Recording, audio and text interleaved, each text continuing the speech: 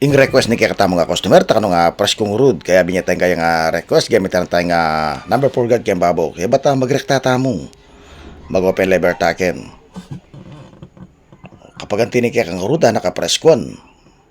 press kong kaya nga pakiramdam lalo na ret nga palpipawas okay ba't maka-close lever taken piyang nga taya mo kaya gamitan tayo nga 0.5 tanggalan tayo kayong dugtungan okay ba mag-double cut tamo. Okay ba balitaran tayo nga trimmer tabang tama santiya nga itan bang nga anak kapino nga itan po to.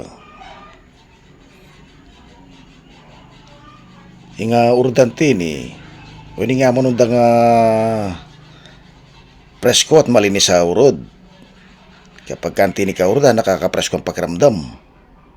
Lalo na ng panahon na ni nga mapali. O kailangan biasa kayo nga magplangketo nga usandang balasbas. Bakit ta milokin kaya nga sobra-sobra itang pakalsut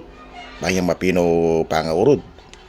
o kailangan mali siya pa nga yait lalong-lalo ni kaya nga devil cut uling kapag kamali siya pa nga yait kaya niya luntoy nga santing ning kaya nga urod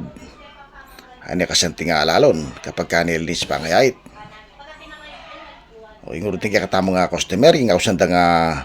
basket number 4 o yung resulta ni kaya katamo nga urod